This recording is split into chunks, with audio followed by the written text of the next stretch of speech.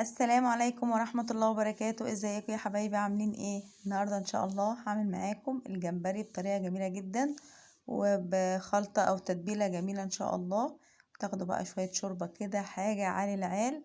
الجمبري ده طبعا يعني كل عشاق الجمبري ويتفرجوا على الفيديو ده. اهم حاجة ما تنسوش تعملوا لي لايك والاشتراك، ونبدأ نسمي الله. بسم الله الرحمن الرحيم. زي ما انتوا شايفين كده انا معايا الجمبري بتاعي الجميل ده كده، بسم الله ما شاء الله.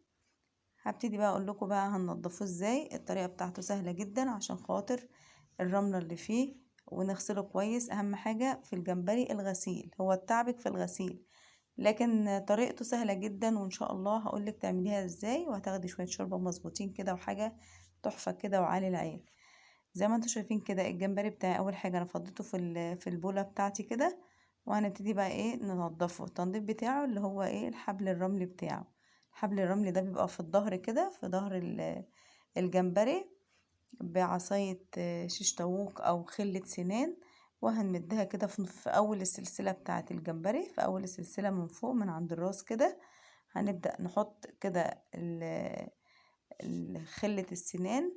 وزي ما انتوا شايفين كده هنفرد الجمبري، وهنيجي مطلعين الحبل الرملي ده. اهم حاجة تطلعي الاول في الجمبري بتاعك الحبل الرملي، عشان خاطر ما ينفعش نسويه فيه الحبل الرملي ده. بجد بيبقى كله رملة بقى وبيقرش ومبقاش ايه، مبقاش حلو. فانا وحبيت اوريكم من اول فوق كده السلسلة بتاعت الجمبرية بتاعتي. همد طبعا العصاية الشيش طاووق من عند الراس من فوق، وهفرد الجمبري. انا المفروض ان انا افردها على الاخر عشان خاطر ما تتقطعش معايا زي ما انتوا شايفين. افردي الجمبرية كده بطولها بحاله عشان خاطر تعرفي تطلعي كل الحبل الرمل بتاعه. انا منضفه الكميه اللي انتوا شايفينها دي كلها، بس انا خليت لكم كام واحده كده اوريهم ليكم.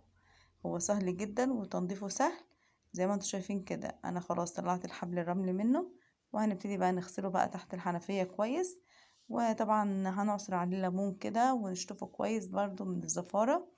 وهحطه في مصفى يتصفى خالص من الميه بتاعته، وابتدي نعمل الخلطه بتاعتنا.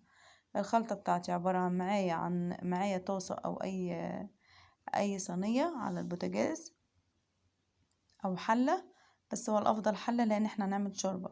فأنا معايا الحلة بتاعتي على البوتاجاز، هحط فيها شوية زيت، ممكن تحطي معلقة زبدة.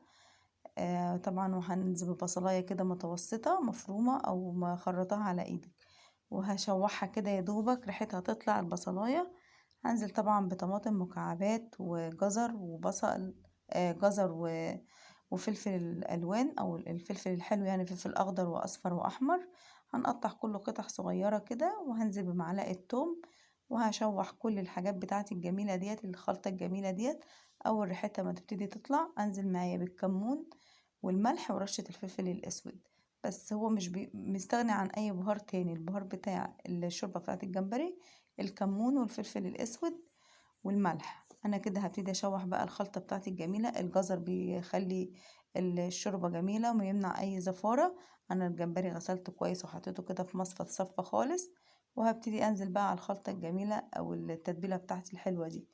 اول ما تبتدي تتبل معايا كده وريحتها تطلع جميله، هنزل بالجمبري بتاعي.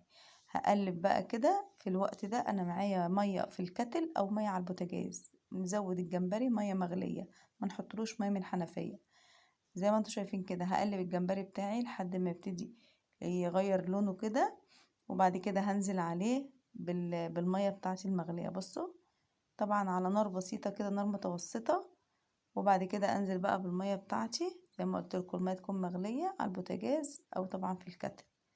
هنزل بقى اغطي بقى على حسب الكميه اللي انت عاملاها. انا عامله طبعا كيلو، فهغطيه بقى ايه. انا يعني عامله منه شوربه يعني. فانا هعمل كميه كتير. في بقى ما بيحبوش الشوربه، يا دوبك بيسووه على كوبايه ميه بس كده وخلاص. على كده انا بقى عشان عايزه شوربه انا غطيته زي ما انتوا شايفين كده. والجمبري من النوعيه اللي ما بتاخدش وقت في السوى، يعني في ثواني كده.